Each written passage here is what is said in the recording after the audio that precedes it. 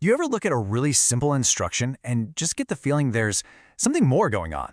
Sometimes the most basic sentences are hiding a whole world of super careful design. Today, we're going to pull back the curtain on one of those sentences and find the secret blueprint hidden inside. So, here it is. This is a real prompt given to someone who designs tests. And on the surface, it looks pretty simple, right? A professor, history, sounds like a regular old classroom exercise. Almost kind of boring, to be honest. But trust me, it is anything but.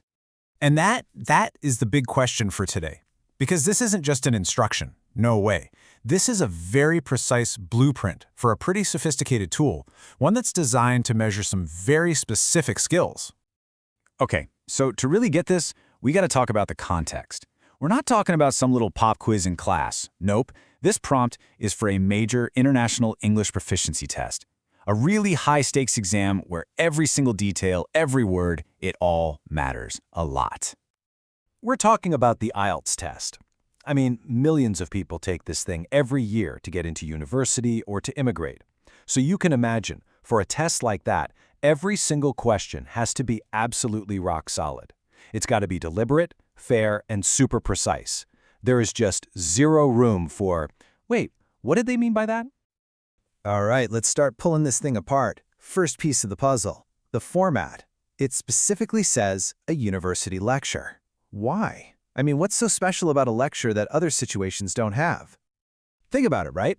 The prompt could have said, record two friends chatting at a coffee shop, or, a family talking about their vacation. But it didn't.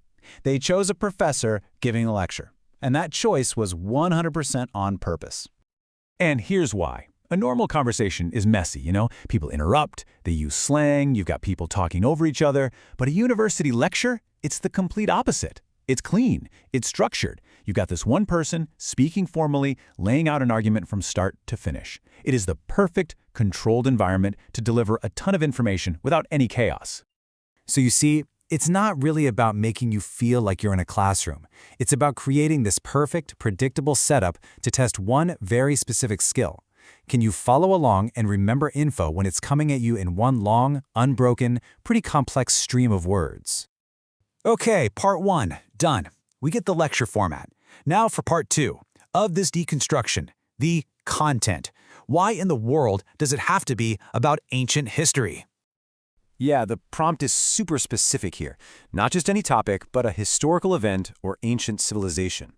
Again, why? Why not something like, quantum physics or modern art? What's the magic in history? Well, the secret is in how history is structured. For someone making a test, historical topics are an absolute dream.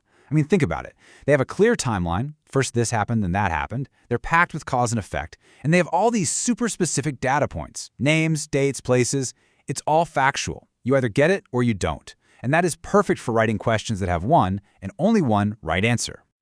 So this structure basically puts the test taker on this mental journey. You're not just passively listening to a story. You have to actively grab those key facts, link a cause to an effect, follow that sequence, and really understand how it all wraps up. It's a logic puzzle hidden inside a listening test. So yeah, just like the lecture format, the choice of history is completely intentional. It's the perfect vehicle, the perfect delivery system for testing not just what you can hear, but how your brain logically organizes it all. Okay, time for the grand finale. We've taken it apart piece by piece, the format, the content. Now let's put it all back together and see what we've really got. So what happens when you combine that long, formal monologue and you fill it with a topic that's all about timelines, sequences, and cause and effect? Well, you end up with something way, way more clever than just a listening exercise. And this is the whole point. This is what's actually being tested. It's hitting all these different brain functions at once. Can you filter out the noise? Can you follow a long argument? Can you understand how one thing caused another, all while you're doing it in another language? It's incredible, really. Honestly, that's the perfect way to think about it. That little one-sentence prompt we started with, it's really a blueprint for a complex, a cognitive obstacle course. And the history lecture? That's just the camouflage. So here's a thought to leave you with. The next time you see some simple instruction, on a form, in an app, anywhere, take a second and ask yourself, what is this really trying to get me to do? What's the hidden design, hiding in plain sight?